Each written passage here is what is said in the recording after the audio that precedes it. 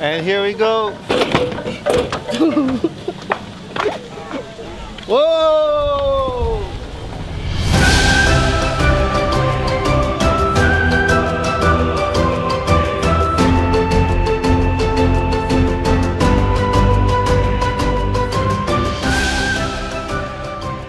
All right, guys, so as I round my trip up here in Bali, some of my final thoughts about Bali, I think what stood out to me the most is just how nice, how genuinely nice everyone in Bali is.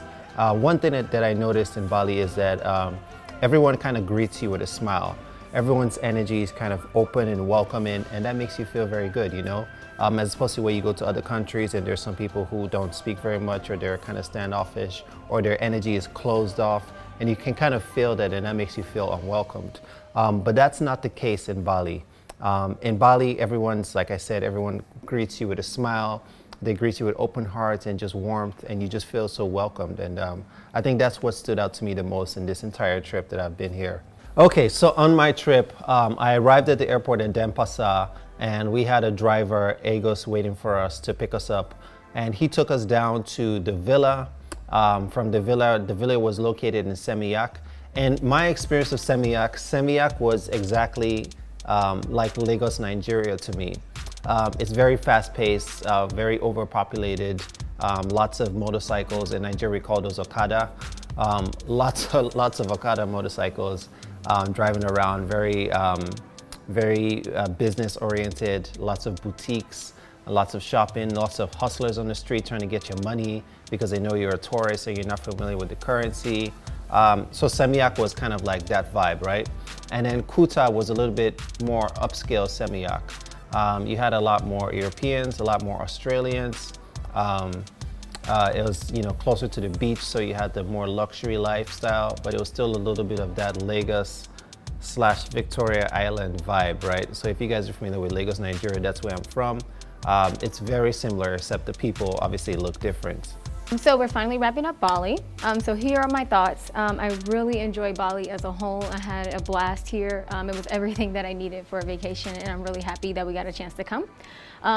My outlook on Balinese people has literally like rose, I don't know how high. These are literally some of the most hospitality-driven people that I've ever met in my life, which is what I do for a living. So it was really nice coming here and seeing that it wasn't just the people that were in the industry, like at the hotels and resorts and restaurants, but everyone on the street, from stopping traffic to letting us cross the street, to directing us if we looked lost or not sure where we were going, and not just us, other tourists that were out as well. I don't know, these people have definitely like grown and like developed a spot in my heart as well as this country. Some tips about what to bring to Bali. I don't know if you can see, but I have skin irritation around my neck here, and I don't know what it's from, but it's really itchy. So just be sure to pack yourself some antihistamines and medicine for allergies, just in case you have a reaction while you're out here. We were in the jungle for a few days, and I definitely got bit by a few mosquitoes, and they itch way more than normal. So make sure that you bring some antifungal or itch cream. Pack it with you. I packed a first aid kit, which was really helpful. And it included things for like migraines, fever reducer, which helped Francis with his Bali Belly, and some charcoal pills. Another thing that happened to me while I was in Bali was that I got the Bali Belly, right? And that's mild food poisoning. Luckily, I had some charcoal pills, and charcoal pills helped me kind of remove the toxins and settled my stomach. So I was okay after 2 days, but those 2 days that I was sick was not fun. I had a fever, I was shaking. You know, I couldn't eat anything, loss of appetite, all of that, low energy and fatigue. So that definitely took away from the trip. But, you know, and I'm still recovering, actually. I feel like I'm about maybe 85–90% right now, and I'm sure you guys can probably tell from my energy level. What else would I say to pack? If you're going to the rice fields, pack gym shoes, because it is not walkable in flip-flops. Like, we managed to do it, but we didn't go very far. And no one tells you that it's an actual hike or trek. All right, guys, so now I'm trekking down to the rice terrace. I'm gonna try to launch off my drone. So hopefully I can launch it off without any disruption, because a lot of places in Bali don't let you fly your drone, just so you know. But now I'm at the Rice Terrace. It's a little bit of a hike. They don't tell you that it's a hike. There's no sign that it's a hike, but it's a hike. And you need steady, comfortable shoes. I'm wearing sandals today. If I had known that it was a hike, I definitely would have worn some sneakers. So let's go check out the Rice Terrace.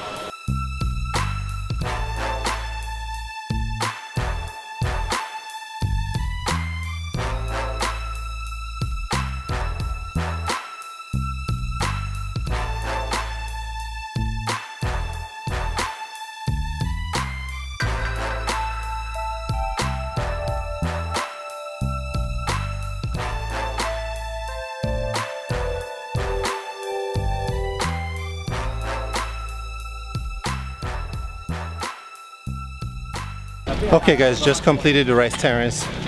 3 tips. Number 1, bring water. Number 2, wear hiking shoes. Number 3, don't carry any heavy backpack like I did. And do know that it's a hike.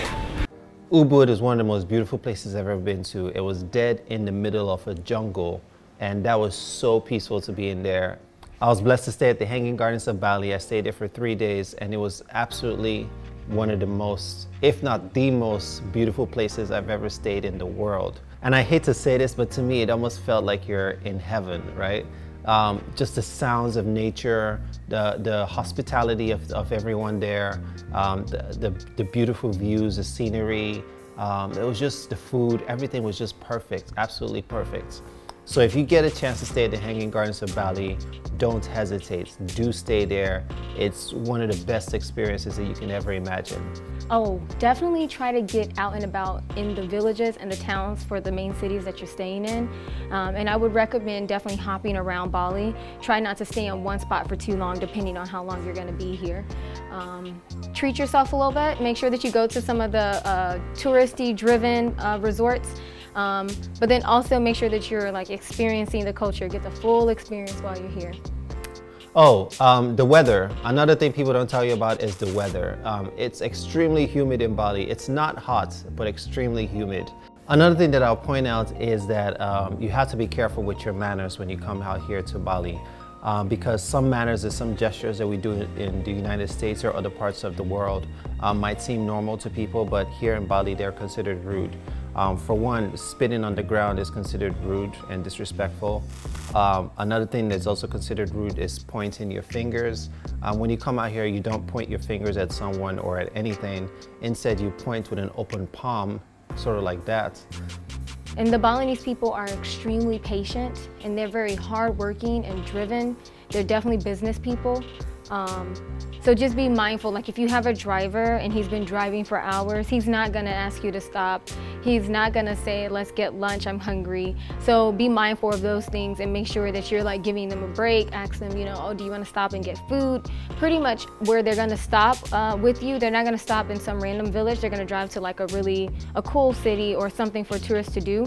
They'll pull over, give them some time to go eat, and then you can just freely explore the area that you're in. I think that's really helpful, and I think it's, I know that as a tourist, like you're here for relaxation, but you also have a job to respect the culture and the people that are here too. So just be really mindful of those things.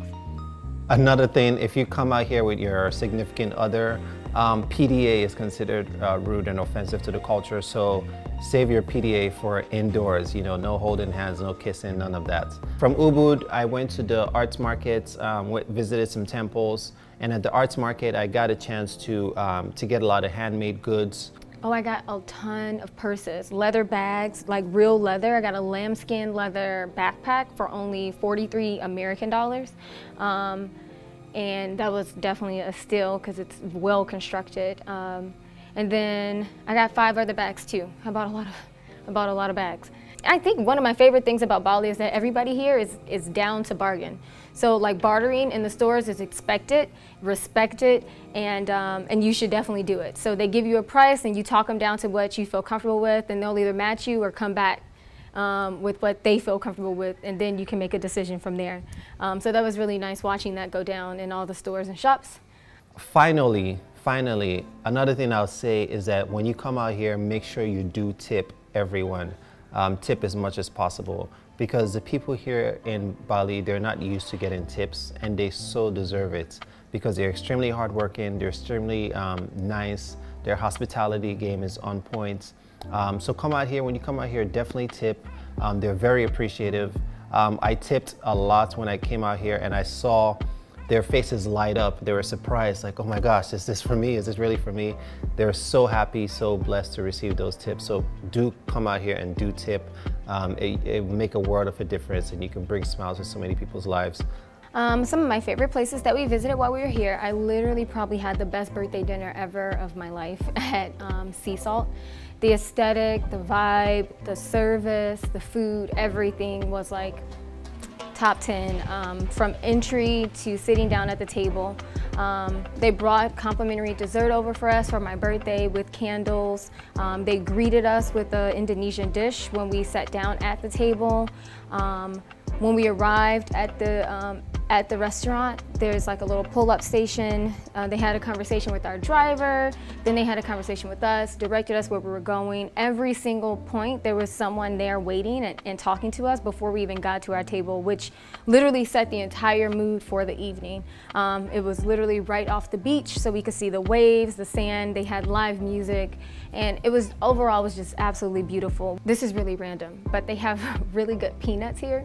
Like, I don't know how many packs of peanuts I've eaten, but they taste way better than the ones that are in the US. I don't know why. They're roasted and they're slightly salted, and they're absolutely delicious. The only other place that I've had peanuts like this that taste as good is Lagos, Nigeria, and I feel like Lagos and Bali are definitely neck and neck with me right now for peanuts, which is like my favorite go-to snack, because how can you mess up a peanut when you're traveling international? So that's like my theme.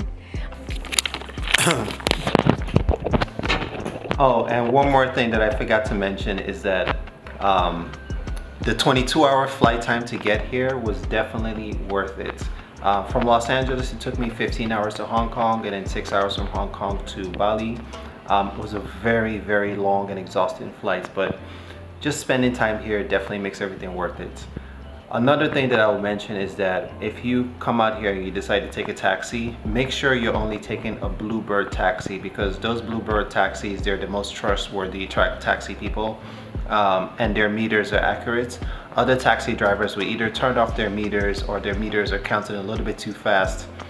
So make sure that you use Bluebird taxi, and I'll leave more details in my blog in the description box down below.